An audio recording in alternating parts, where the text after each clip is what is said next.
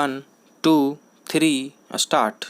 आदरणीय महोदय, हमारे इतिहास के इस अत्यधिक कठिन दौर में आपने मेरे प्रति जो विश्वास दिखाया है उसने मेरा हृदय छू लिया है।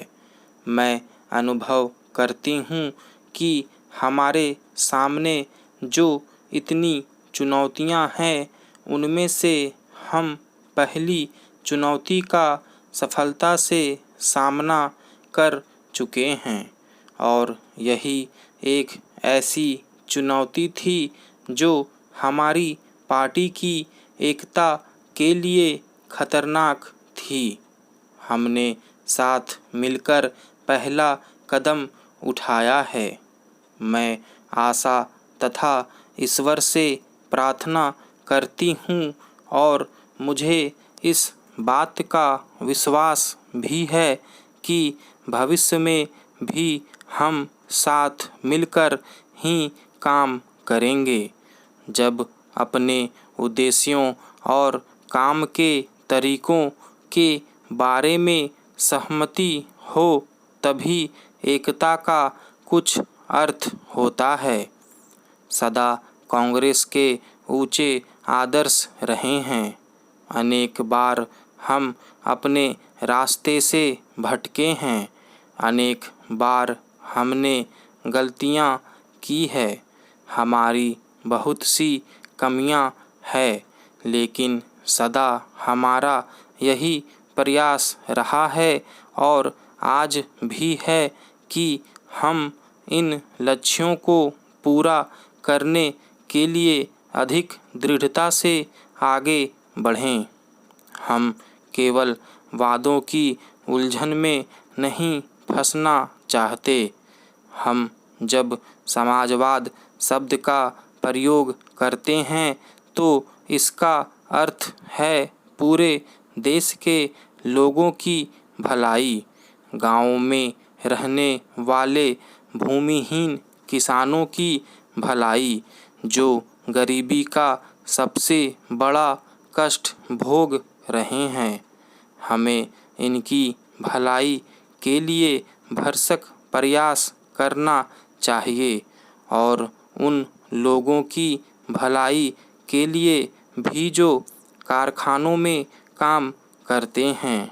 लेकिन इसके साथ ही हमें देश की उभरती हुई पीढ़ी, देश के युवा वर्ग और बुद्धिजीवियों से भी अपने को अलग नहीं करना चाहिए।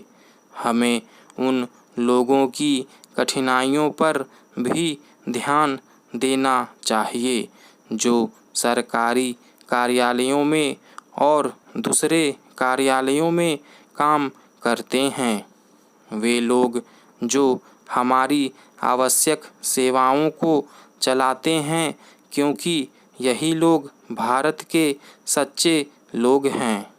इन सब लोगों की ओर हमें पूरा ध्यान देना चाहिए और यह देखना चाहिए कि हम इन लोगों की अनेक कठिनाइयों और समस्याओं का किस प्रकार तेजी से हल निकाल सकते हैं।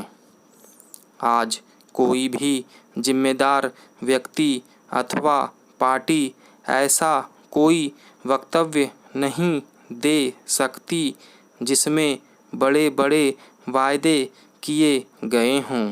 स्वतंत्रता के बाद के कुछ वर्षों में हमने बहुत उन्नति की है, लेकिन इसके साथ ही समस्याएं भी बढ़ती रही है और आज केवल सही नीतियों की ही मांग नहीं है, बल्कि इन नीतियों को तेजी से लागू करने की भी मांग है।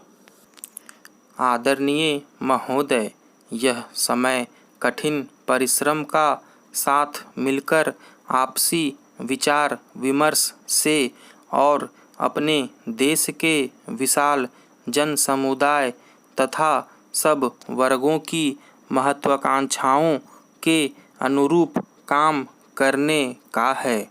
यदि हम जन समुदाय से फिर अपना घनिष्ठ संपर्क बनाने में सफल होते हैं और यदि हम इस संपर्क को कायम रख पाते हैं तो भविष्य के कार्य की ठोस नींव पड़ जाएगी।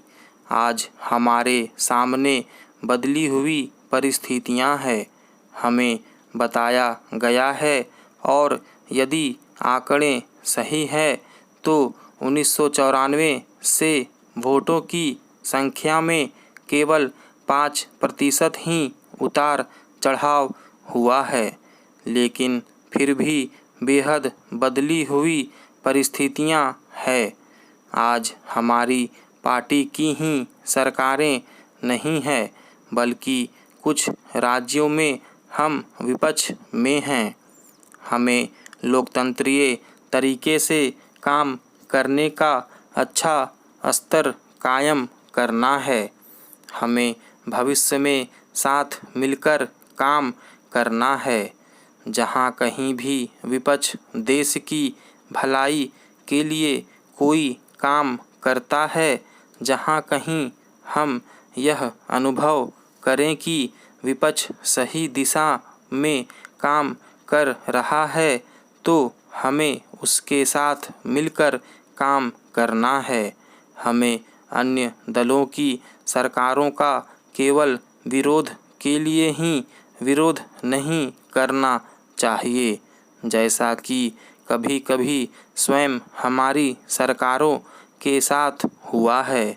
यहाँ संसद में भी हमें विभिन्न तत्वों से मिलकर बने विपक्ष के साथ मिलकर काम करने में कुछ कठिनाई होगी, लेकिन फिर भी हमें लोकतंत्र के रास्ते पर चलना है। हमें पार्टी की उच्च लोकतंत्रीय समाजवादी कार्य प्रणाली के प्रति अपनी निष्ठा प्रकट करनी चाहिए। मैं यहाँ नीतियों की चर्चा नहीं करना चाहती। मैं समझती हूँ कि आपके साथ मिलकर इन पर विचार करने के अनेक अवसर आएंगे। मैं आज सब नए सदस्यों का स्वागत करना चाहती हूँ। हम नए सदस्यों का स्वागत करते हैं और आशा करते हैं कि वे लोकसभा के कार्य में मूल्यवान योगदान देंगे और उनकी उपस्थिति से हमारी पार्टी का स्तर ऊंचा उठेगा। इनके साथ ही मैं उन लोगों को भी अपनी शुभकामनाएं देती हूँ जो आज हमारे साथ यहाँ मौजूद नहीं हैं। ये लोग हमारे मूल्यवान सहयोगी रहे हैं। इन लोगों ने सदन की चर्चाओं में महत्वपूर्ण भूमिका निभाई है। उन्होंने पार्टी के कार्यों में महत्वपूर्ण सहयोग दिया है। हमें उन परिचित चेहरों का अभाव खलेगा, पर हम आशा करते हैं कि चाहे वे लोग कहीं भी क्यों न हो, उनकी सलाह हमें मिलती रहेगी। स्टॉप।